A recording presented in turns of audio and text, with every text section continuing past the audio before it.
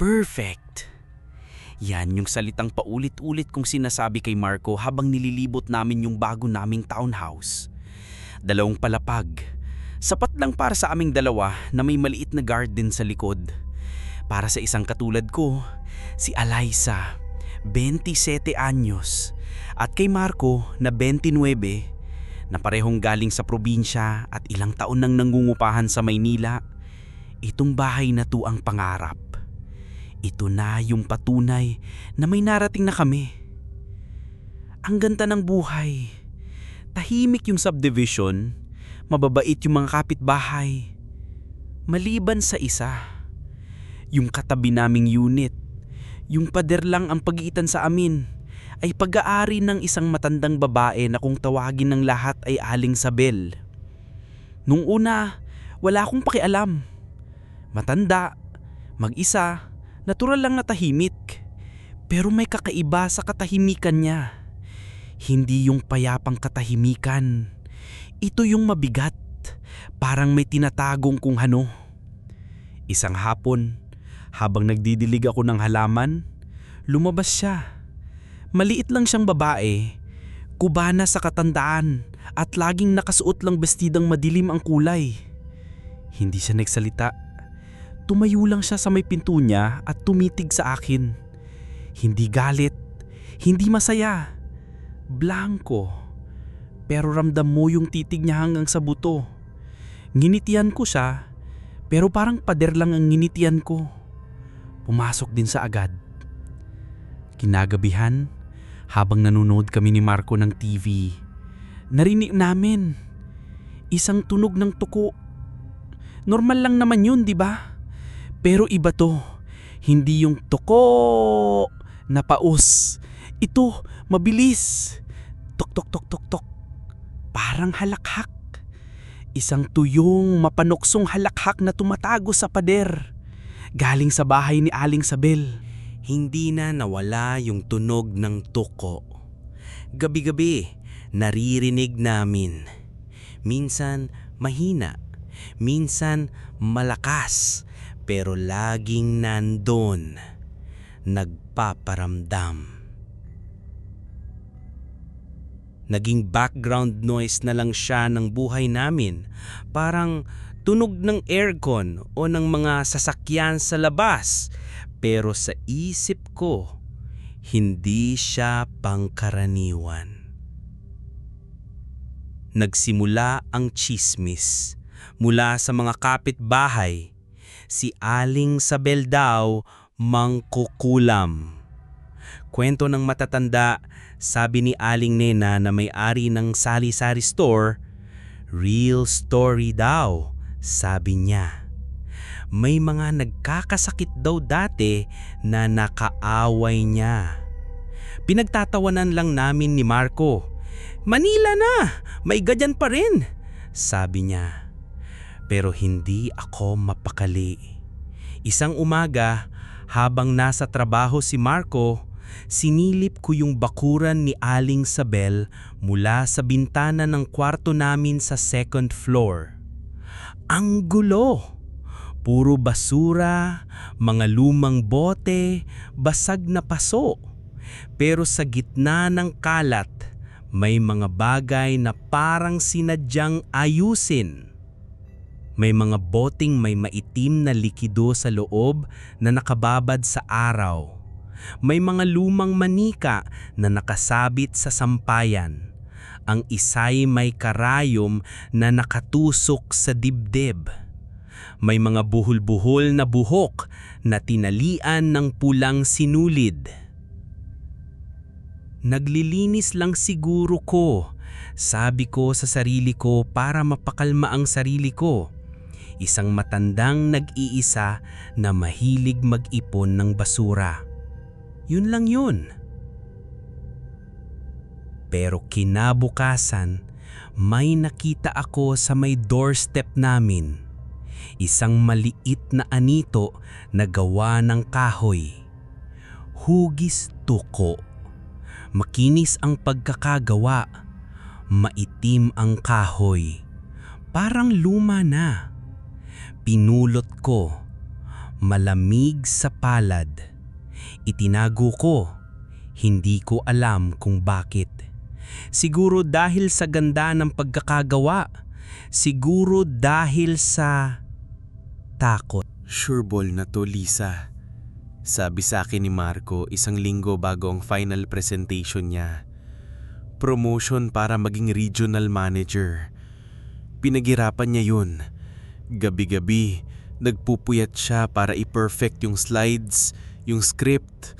Ako naman, todo suporta. Ito na yung magbabago ng buhay namin. Dumating yung araw ng presentation. Hinalikan ako ni Marco sa noo bago umalis. Puno ng kumpiyansa. "Wish me luck," sabi niya. Maghapon akong hindi mapakali sa bahay. Naghihintay ng tawag niya. Tumawag siya pero gabi na at hindi yung masayang balita na inaasahan ko. Paos ang boses niya. "Hindi ko alam anong nangyari, Lisa. Bigla akong na-mental block. Yung mga data na kabisado ko, biglang naglaho sa isip ko. Parang hindi ako yung nagsasalita. Nanginginig ako sa harap nilang lahat." Hindi niya nakuha yung promotion. Ibinigay sa kasamahan niya na hindi hamak na mas bago sa kanya. Gumuho yung mundo namin nung gabing yun. Sinubukan ko siyang i-comfort pero ramdam ko yung bigat. At sa gitna ng katahimikan at pagdadalamhati namin, nagsimula na naman yung tuko. Tuk tuk tuk tuk tuk tuk. Pero ngayon mas malakas, mas malinaw. Hindi na siya parang tunog lang ng hayop. Halakhak na talaga. Isang mapanuyang halakhak na parang sinasabing, "Akala nyo ha?" Sa sobrang galit ko, kinuha ko yung anitong kahoy na hugis tuko mula sa drawer ko. Bunuksan ko yung pinto at buong lakas kong itinapon sa basurahan sa labas. "Mamatay ka na!" Sigaw ko sa hangin, patungkol sa kung sino man o anuman ang nasa kabilang pader. Kinabukasan, parang walang nangyari. Tahimik, walang tunog ng tuko. Naglinis ako ng bahay, pilit na ibinabalik sa normal ang lahat. Nang buksan ko ang pinto para kunin ang basura, nanigas ako. Sa ibabaw ng basurahan, nakapatong yung anitong kahoy. Marumi na may mga bakas ng luta na parang may humukay at maingat na ibinalik doon. Hindi ko na kinaya. Pumasok ako sa bahay, nanginigi at tinawagan ko si Mama sa probinsya. Hindi ko sinabi lahat. Sinabi ko lang na may kapitbahay kaming nakakatakot at parang may kakaibang nangyayari. Tumahimik si Mama sa kabilang linya. Isang katahimikan na pamilyar sa akin. Yung katahimikan bago siya magkwento ng mga bagay na ayaw niyang pagbisapan. "Anak," sabi niya sa wakas, "mag-ingat ka dyan. Huwag kang basta-basta tumanggap ng kahit ano. Huwag kang makikipag-away." "Bakit po, Ma?" "Noong bata ka pa," pagsisimula niya, "naaalala mo ba yung lola mo sa tuhod? Si Lola Iska? Yung laging may saksakan ng sama ng loob sa isang kumare niya? Bigla na lang nalanta lahat ng pananim ng lola mo. Namatay yung mga alaga niyang manok. Tapos siya mismo nanghina. Ang sabi ng albularyo, may nagpadala, may ginamit na tuko. Kapag daw tumunog yung tuko sa gabi, kinukuha nun yung swerte ng pamilya." Biglang bumalik sa isip ko ang isang alaala. Bata pa ako, umiiyak, at si Lola Iska. Inaabutan ako ng isang maliit na telang itim na may lamang kung ano-ano. "Anting-anting," sabi niya, "para sa mga hindi nakikita." "Ma, nasan na yung bigay ni Lola?" tanong ko kahit alam ko ang sagot. Naitakon mo na ata yun nung nagkolehiyo ka. Sabi mo, Baduy. Nagsimula na akong maging paranoid. Bawat tunog, bawat anino, kinakabahan ako. Hindi na ako makatulog ng maayos. Nagigising ako sa kalagitnaan ng gabi, basang-basa ng pawis. Pakiramdam ko may nakatitig sa akin mula sa dilim.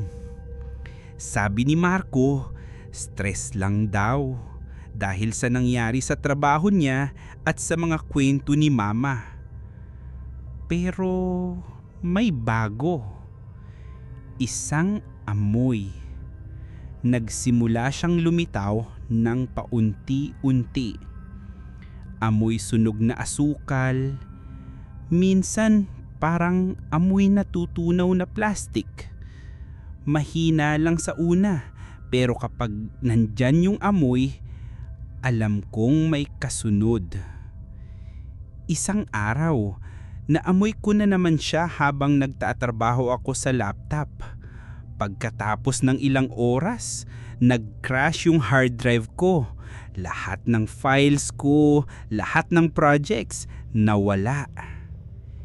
Isang beses, naamoy ko siya sa kusina habang nagluluto. Kinagabihan, nag-away kami ni Marco dahil sa isang maliit na bagay. Isang bagay na hindi ko na maalala kung ano. Pero yung tindi ng galit namin sa isa't isa, hindi normal. Naging senyales na yung amoy. Isang babala. At laging galing sa direksyon ng bahay ni Aling Sabel. Kapag sumisilip ako, nakikita ko minsan na may maliit na usok na galing sa likod bahay niya na para bang may sinusunog siya sa isang lumang lata. Sinubukan kong mag-research online. Signs of kulam. How to know if your neighbor is a mangkukulam.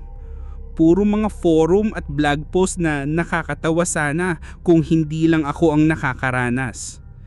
Pero may isang bagay na paulit-ulit kong nababasa. Ang paggamit ng mga effigy o manika at ang pagsusunog ng mga bagay na pag-aari ng biktima na kadalasan ay naglalabas ng matamis at may kakaibang amoy. Isang gabi, nanaginip ako. Nasa kwarto raw ako, nakahiga, pero hindi makagalaw. May isang dambuhalang tuko na nakadagan sa dibdib ko. Hindi ito gumagalaw, nakatitig lang ito sa akin. At ang mga mata nito ay mata ni Aling Sabel. Tapos, dahan-dahan, bumuka ang bibig nito pero walang tunog na lumabas. Isang tahimik lang na halakhak. Bumuhos ang isang malakas na ulan. Yung tipo ng ulan na may kasamang kulog at kidlat at malakas na hangin. Brown out sa buong subdivision. Kandila lang ang ilaw namin ni Marco. Dahil sa lakas ng hangin, yung marumi at punit-punit na kurtina sa bintana ng kwarto ni Aling Sabel, yung bintanang katapat mismo ng bintana ng kusina namin, ay iwinaswas. Sumabit ito sa kung saan at sa unang pagkakataon, nagkaroon ako ng malinaw na tanawin sa loob ng kwarto niya. Madilim, magulo, pero sa bawat pagkidlat, nagliliwanag ang loob ng kwarto sa isang nakakapangilabot na puti. Sa unang kidlat, wala akong nakita kundi mga bunton ng basura. Sa pangalawa, isang lumang kama na walang kutsyon. Sa pangatlong kidlat, nanlaki ang mga mata ko at napahawak ako sa bibig ko para pigilan ang isang sigaw. Sa pader na pinaghahatian namin, yung pader mismo ng kusina ko, may nakapako. Isang manika. Gawa ito ng retaso ng tela at maliliit na sanga. Ang buhok nito ay tunay na buhok, maitim at medyo kulot, katulad ng buhok ko. Nakatali ito sa pader gamit ang isang kalawangin na pako na direktang nakabaon sa leeg nito.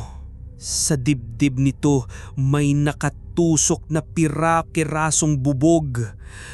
Nakatitig lang ako, hindi makagalaw, habang patuloy na kumikidlad sa labas. Bawat liwanag ay nagbibigay diin sa nakakapangilabot na imahe. Ito na yun. Ito na yung patunay. Hindi ito guni-guni. Hindi ito kwento. Totoo. Habang nakatitig ako, narinig ko na naman siya. Sa kabila ng lakas ng ulan, tumagos ang tunog. Tuk, tuk, tuk. Malakas at matinis na parang tuwang-tuwa. At sa kasabay ng huling tunog, sa isang mabilis na pagkidlat, nakita kong gumalaw ang ulo ng manika. Isang bahagyang pagtagilid na parabang tinitingnan din ako. Hindi na pwede to, Liza. Sabi ni Marco kinabukasan. Kitang-kita niya ang takot sa mukha ko.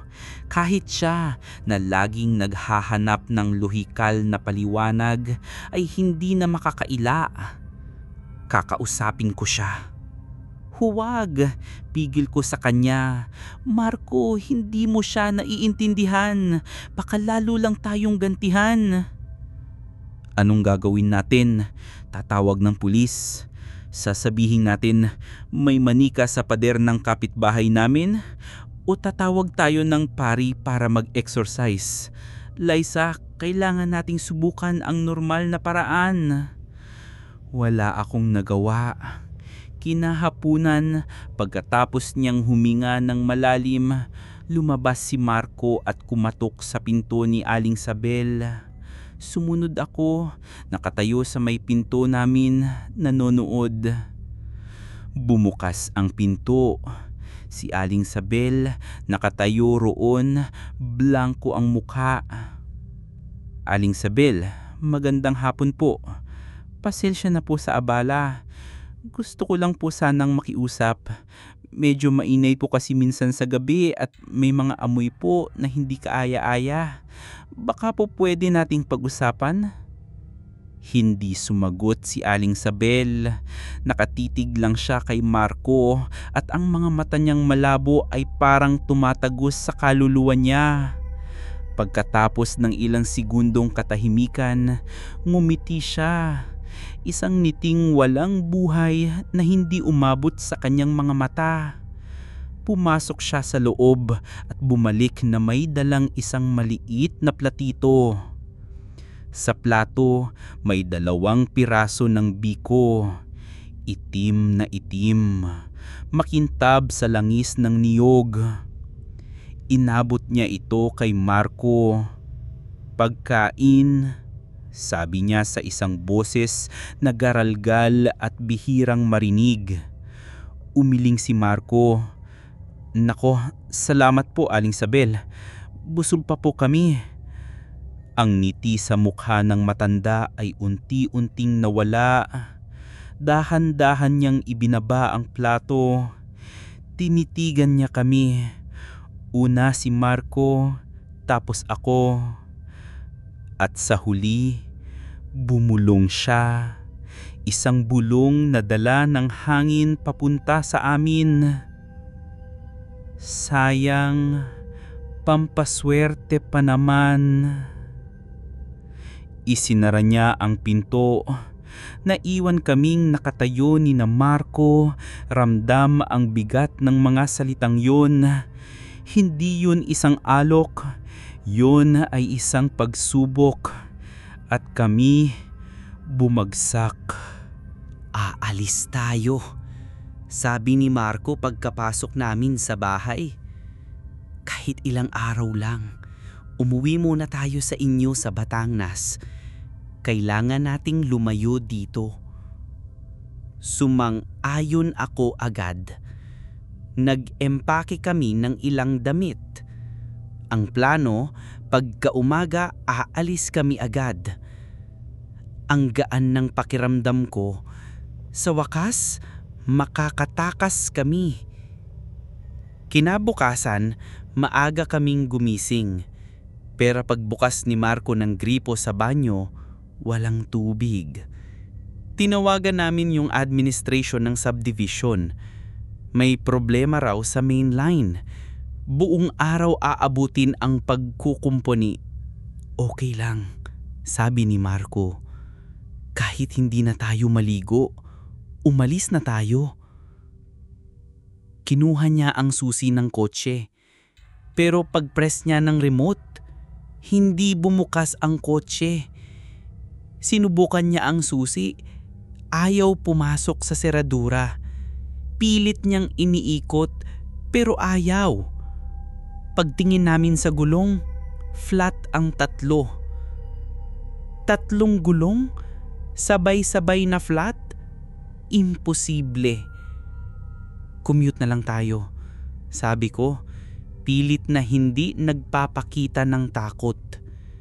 Pero paglabas namin ng gate, wala ni isang tricycle.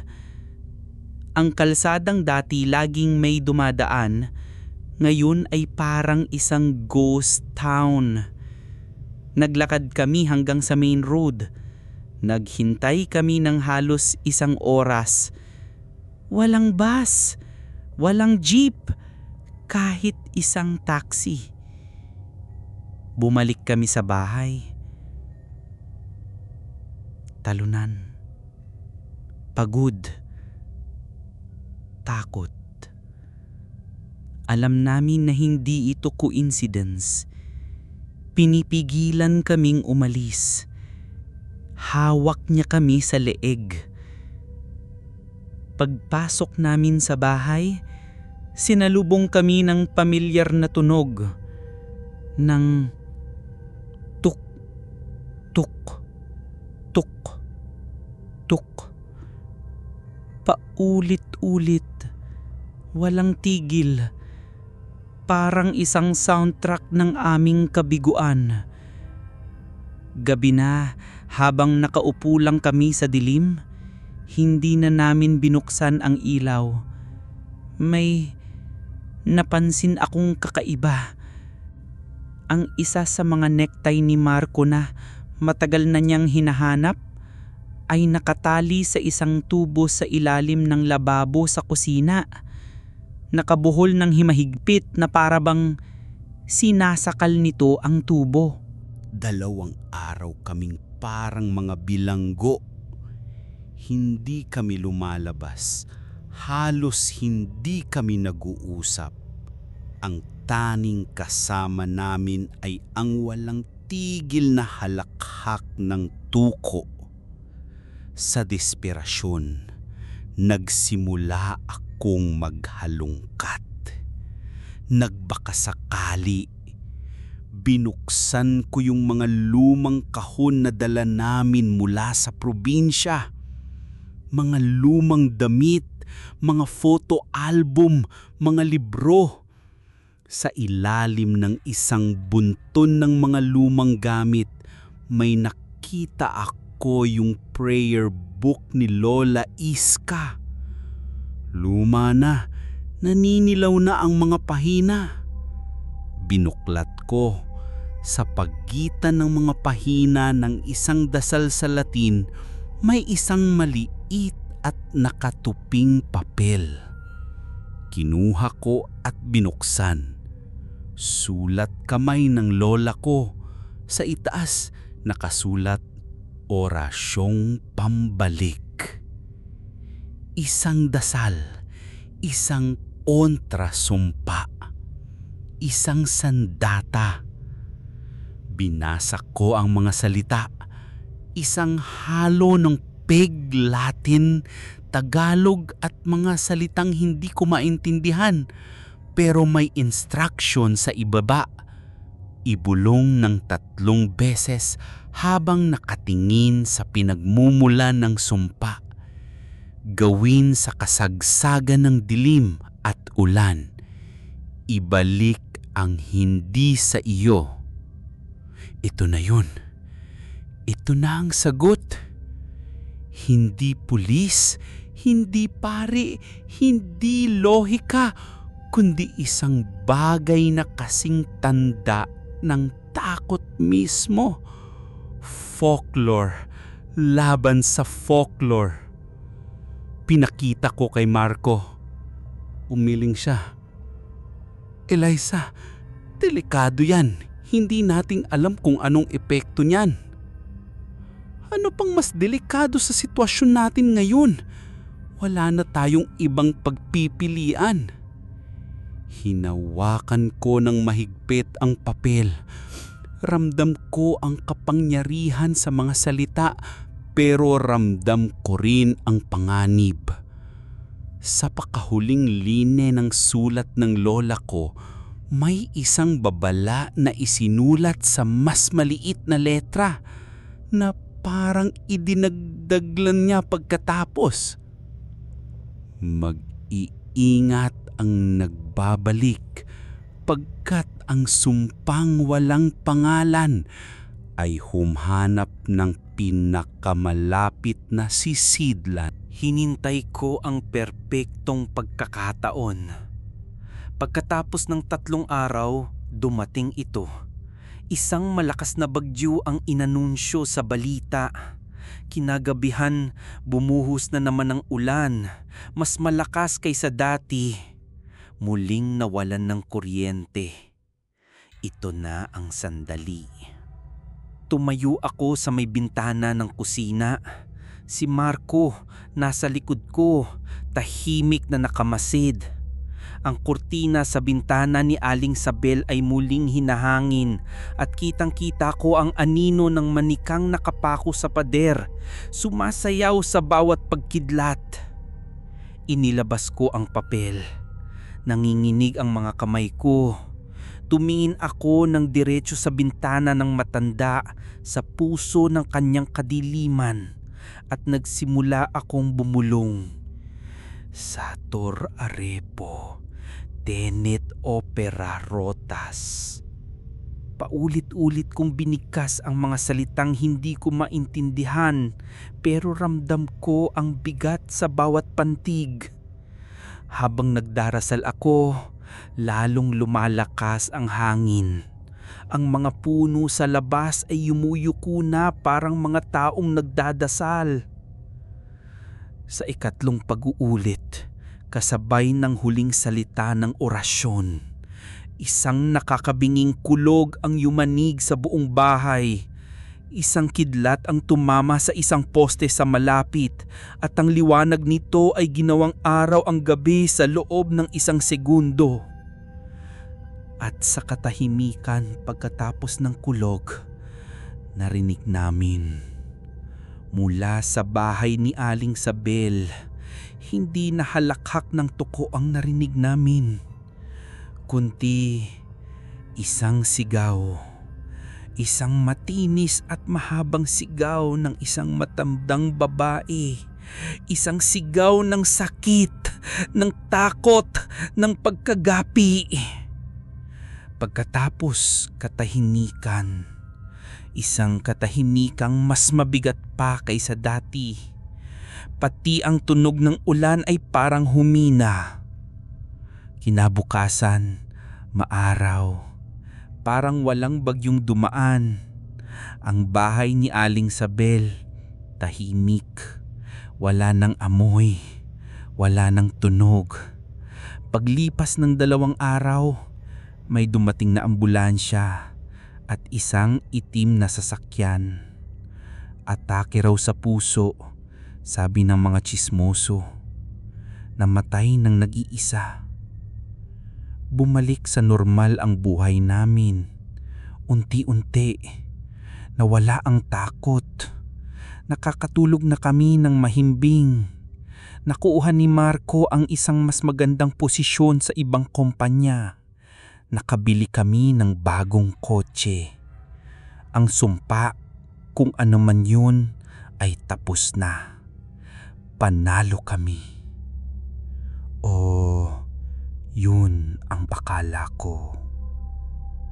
Isang gabi, mga 6 na buwan pagkatapos ng lahat, nanonood kami ng isang comedy show. Humalakhak ng malakas si Marco sa isang joke. Isang maligayang, normal na halakhak. Pero pagkatapos, may humabol. Isang maliit na tunog sa dulo ng tawa niya. Tuk-tuk. Isang tuyo, mabilis at pamilyar na tunog. Nanigas ako. Tumingin ako sa kanya. Nakangiti pa rin siya. Wala siyang kamalay-malay. Nagtanong ako, "Anong sabi mo?" "Ha? Wala. Natawa lang ako." Mula nun, palagi ko nang naririnig. Sa dulo ng mga tawa niya, sa pag-ubo niya, sa paghinga niya kapag tulog. Isang maliit na tuktok na ako lang ang nakakarinig. Ang sumpa ay ibinalik ko nga. Pero sabi sa sulat ni Lola, hahanap ito ng pinakamalapit na sisidlan. Hindi na ako lumingon sa kabilang pader dahil ang huling halakhak ng tuko hindi na nanggagaling doon. Nandito na sa loob mismo ng bahay ko.